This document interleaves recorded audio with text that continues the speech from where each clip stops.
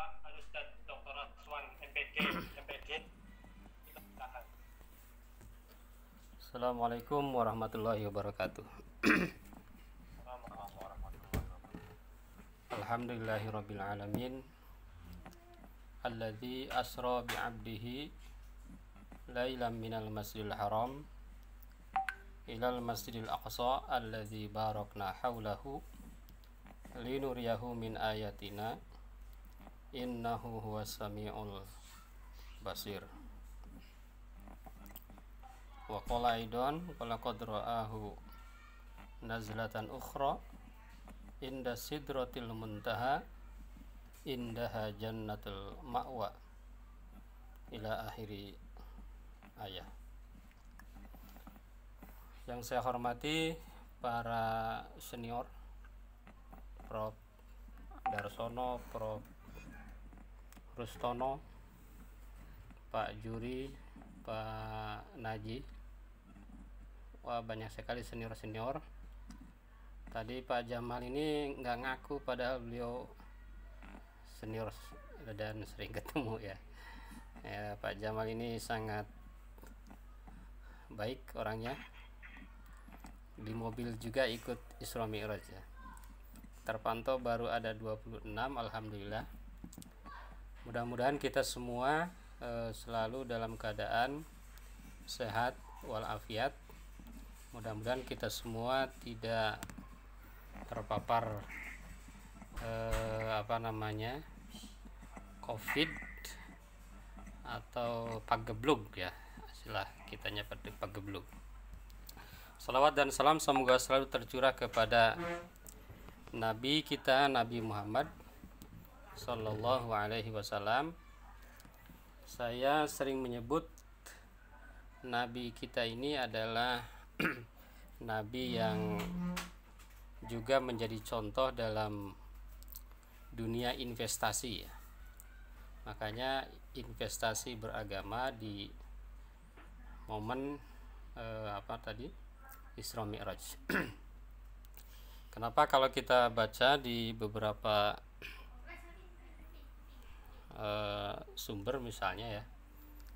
Jadi harta Rasulullah ketika beliau hidup itu 1217 kilogram emas. Kita 1 kilo aja agak susah dapatnya, 1217 kilogram emas. Lalu infak beliau 1251 kilogram emas ditambah dengan 15 bidang tanah wakaf, masing-masing tidak kurang dari 25.000 kilogram emas harganya. Jadi kalau melihat apa yang dilakukan oleh Rasulullah, ini adalah manusia contoh dalam investasi, dan investasinya itu tidak melupakan investasi akhirat. Nah, Isra Mi'raj ini penting sekali kita maknai juga bahwa seorang muslim itu harus mengikuti Rasulullah dalam pandai berinvestasi tapi tidak lupa investasi akhirat. Jadi investasi dunianya itu sangat luar biasa. Nah, tidak lupa juga ketika dunianya sudah didapat, diinvestasikan untuk kepentingan akhirat. Isra tadi sudah dijelaskan oleh senior-senior kita, termasuk Prof. Darsono, Prof. Rustono, Pak Naji, adalah sebuah perjalanan. Jadi sebetulnya itu juga mengajarkan kepada kita bahwa kalau kita dalam keadaan sedih, dalam keadaan ada masalah, banyak masalah, kita sebaiknya lakukan perjalanan gitu ya. Lakukan traveling, seperti Pak Jamal itu lagi traveling ya. Tapi travelingnya tentu harus, kalau sekarang harus menjaga protokol gitu ya. Nah, traveling itu hanya bisa dilakukan ketika kita mampu menginvestasikan apa yang kita miliki. Kalau tidak punya dananya ya nggak bisa.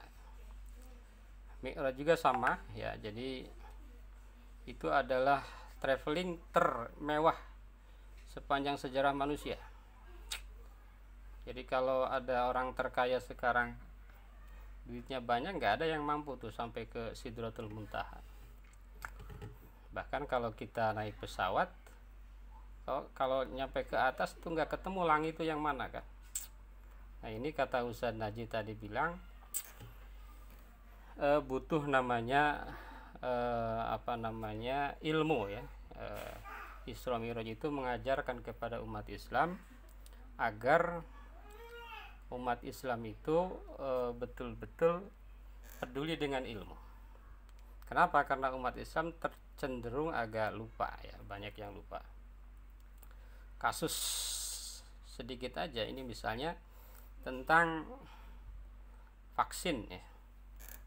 Nah ini vaksin ini yang lebih ahli membuat ternyata bukan muslim ya. Ini merupakan kelemahan. Terus apalagi kita ini grup cendekiawan ya, ini jadi umat Islam harus betul-betul meningkatkan keilmuannya. Jangankan itu ya, ini bidang saya pendidikan bahasa Arab. Di PBB itu penterjemahnya bahasa Arab itu bukan orang Islam.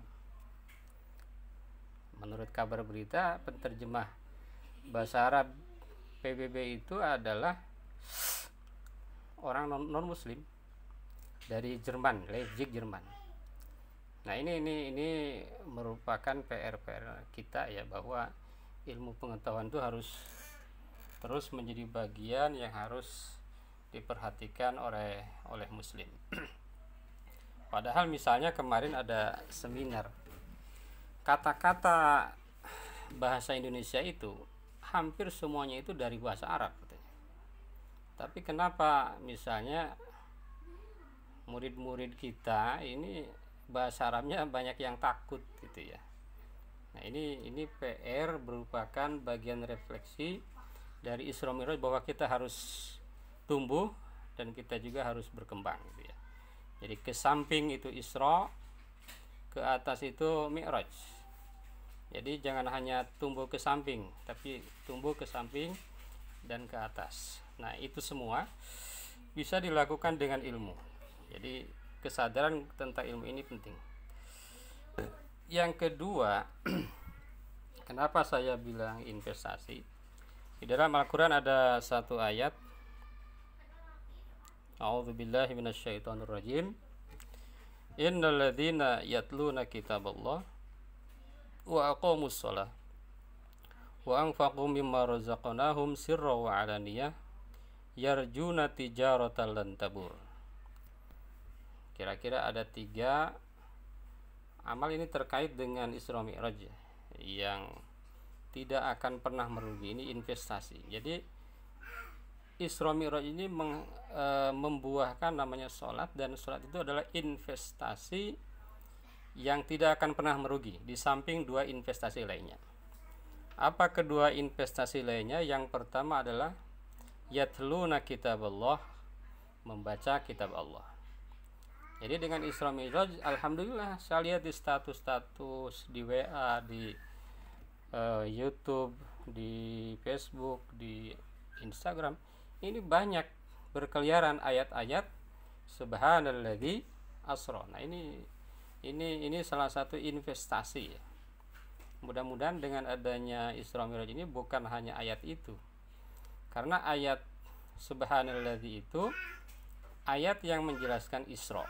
Sementara Mi'raj itu ayat yang tadi dibacakan ya di dalam Quran surat An-Najm ya. Jadi bukan hanya ayat itu, jadi terus dibacakan. Meskipun tidak ada salahnya. Dulu ada kiai itu yang dari Buntet, siapa ini, Ustadz Najih? Itu Pak Kiai udah almarhum. Waktu ceramah bilang begini, saya sanggup menafsirkan ayat ini 7 hari 7 malam. Ayat subhanalladzi tadi. Wah, Kata saya, gimana caranya ya, kok hebat sekali. Dulu ada sekitar tahun 2001-an lah ceramah waktu di pesantren saya bilang begitu. Artinya ayat itu meskipun pendek, kalau digali itu sangat luar biasa. Digali tentunya dari berbagai sisi, digali dari berbagai disiplin ilmu ya. Itu yang pertama tadi, membaca kitab Allah itu adalah investasi. Jadi momen ini, momen Isra Mi'raj, apalagi suasana Covid, kita tidak cukup hanya vaksin. Kebetulan alhamdulillah Mas Najis saya udah divaksin baru sekali. Nunggu yang kedua itu. Ya alhamdulillah, ini berarti saya tidak termasuk yang tidak menolak ya. Tapi selain vaksin juga harus ada vaksin yatluna kitaballah. Gitu ya. Karena dalam Al-Qur'an itu ada syifa. Ada penyembuh. Syifa itu beda dengan obat. Kalau obat itu hanya menyelesaikan gejala. Ini Pak Jamal nih yang paham nih. Katanya bedanya syifa dengan obat itu, kalau obat itu hanya menyelesaikan gejala, tapi kalau syifa itu menyembuhkan sampai ke akar-akarnya.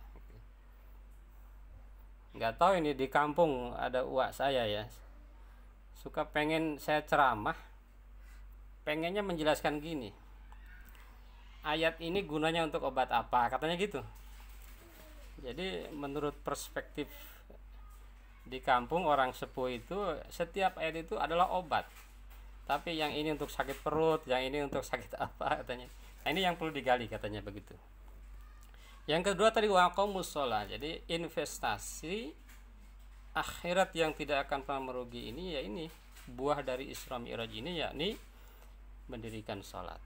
Dan yang ketiga wa anfaqu mimma razaqnahum, gitu ya. Tadi kata Ustadz Najib, dengan adanya sholat harusnya orang itu mau berinfak, gitu ya. Apalagi yang disampaikan oleh Umar bin Khattab ketika diangkat menjadi khalifah, bilangnya apa? Demi Allah saya berperang kepada siapapun yang memisahkan antara sholat dan zakat. Nah kebetulan kami ini ikut program ini ya, Bajnas. Tahun 2019 laporan Bajnas itu jumlah zakat secara nasional terkumpul 10 triliun. Padahal potensinya itu di atas 200 triliun. Nah ini wa anfaqunya ini mungkin perlu, dengan adanya Isra Mi'raj ini perlu ditingkatkan lagi, gitu ya. Wa anfaqu mimma razaqnahum sirra wa alaniyah yarjuna tijaratan lan tabur. Para bapak, para ibu, semuanya, mengenai Isra Mi'raj ini mudah-mudahan kita semakin sadar ya tentang investasi ini.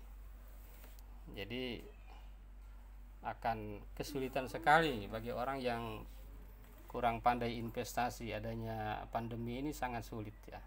Ekonomi sangat sulit, berbagai hal sangat sulit. Nah dengan pandai berinvestasi, maka semuanya insya Allah akan menyelesaikan banyak hal. Dan jangan lupa bahwa apapun yang terjadi Isra Mi'raj di masa pandemi ini adalah kesempatan kita untuk terus berinvestasi akhirat. Ini yang jangan lupa. Jadi jangan sampai apa yang disampaikan oleh Ibnu Hajar. Ibnu Hajar bilang, orang awam itu ibadah pun hanya menjadi tradisi. Jadi sholat itu ya hanya olahraga aja. Itu ya, sholat, zakat, apa itu hanya tradisi aja. Tidak menjadi pahala yang besar. Tetapi orang yang berilmu, kebiasaan pun atau tradisi pun bisa menjadi ibadah. Seperti yang disampaikan Ustaz Najib, misalnya perayaan Isra Mi'raj. Ya di zaman Nabi mungkin tidak ada. Tapi ketika niatnya dan caranya dilakukan dengan cara yang tepat, maka itu bisa menjadi ibadah. Mudah-mudahan kita semua selalu mendapatkan keberkahan dan ridha Allah Subhanahu wa taala. Perayaan Isra Mi'raj ini memberikan keberkahan untuk kita semua. Terima kasih Bapak Ibu semuanya, mohon maaf atas segala kekurangan. Wassalamualaikum warahmatullahi wabarakatuh.